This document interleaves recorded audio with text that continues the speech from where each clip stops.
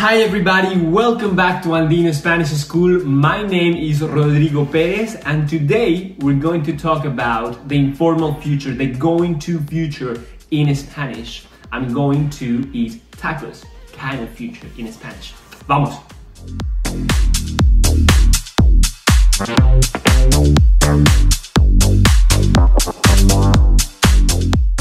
I am going to travel to China. You are going to learn Spanish. Is she going to come to the party?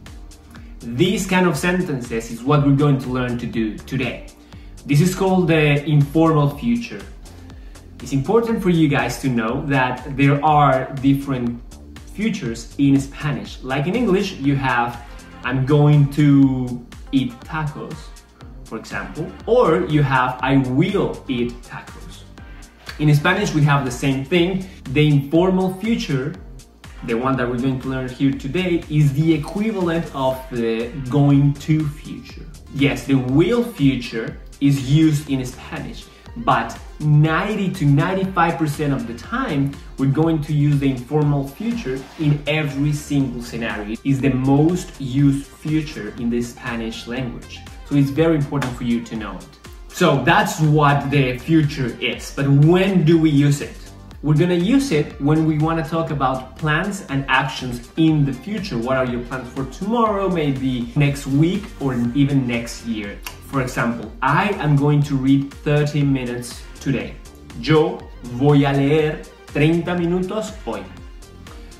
Are you going to play basketball with us? ¿Vas a jugar baloncesto con nosotros? She is not going to travel to Panama. Ella no va a viajar a Panamá. That's the first case when we're going to use the informal future. And the second case is when we're going to talk about logical consequences. For example, Juan is still sleeping. He's going to be late for school. Juan está durmiendo todavía. Va a llegar tarde a la escuela. You are studying Spanish a lot. You're going to speak Spanish very soon. Tú estás estudiando mucho español.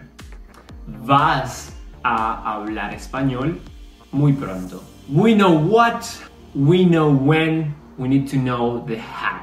How do we build sentences, affirmative sentences, negative sentences, and how do we build questions using the informal future in Spanish?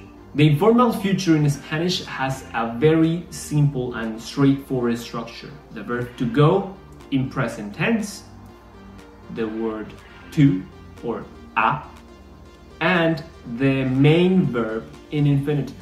Let's take it step by step.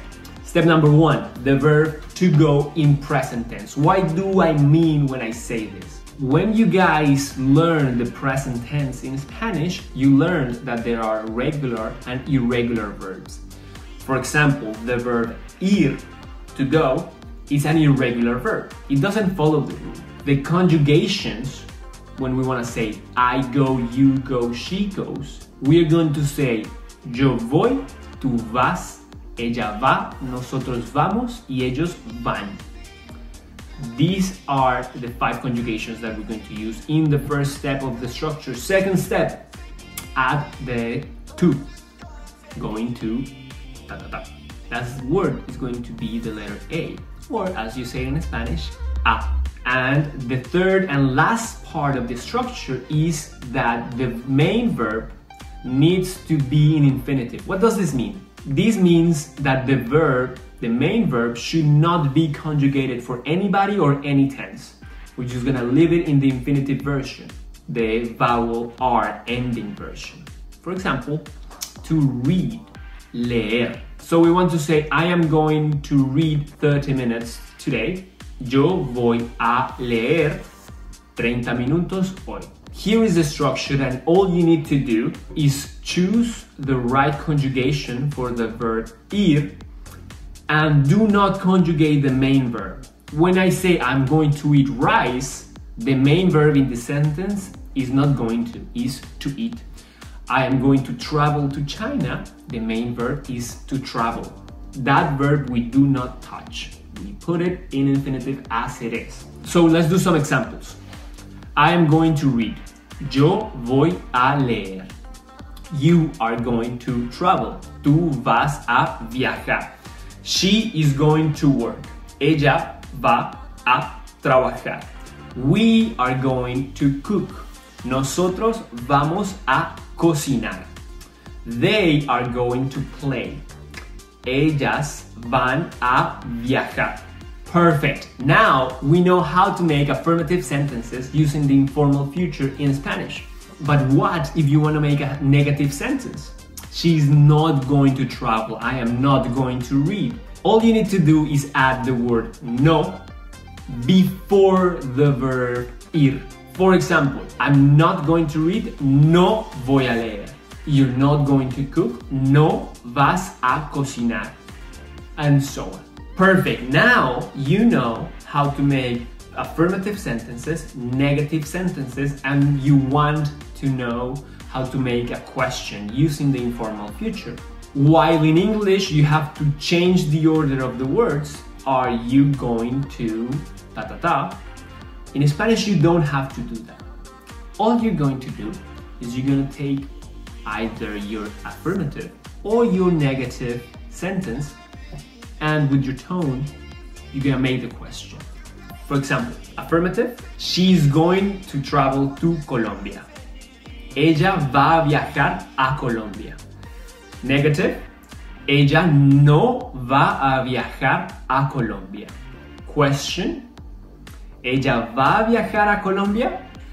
And that's it, guys. With this information, you're going to be able to cover most of the verbs in the Spanish language. But now, let's learn what to do when you have a reflexive verb, a verb that reflects on you. Like, for example, to wake up, despertarse.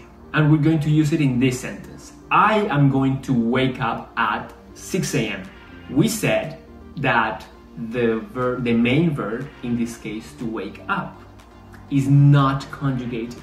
And we're not going to conjugate the verb. All we're going to do is change that despertarse for the proper reflexive pronoun, which are these. And we have two options. Option number one, you place the reflexive pronoun before the verb ir. Or option number two, you add it, you attach it to the main verb. Let's do it together. I am going to wake up at 6 a.m. Option number one, me voy a despertar, not conjugated, a las 6 de la mañana. Option number two, voy a despertarme a las 6 de la mañana. And that's it for today, guys. Thank you very much for watching this video. With the knowledge that you guys now have, you can talk about what are you going to do tomorrow, maybe next summer, maybe or next winter. You can talk about the future now freely. So go ahead and practice.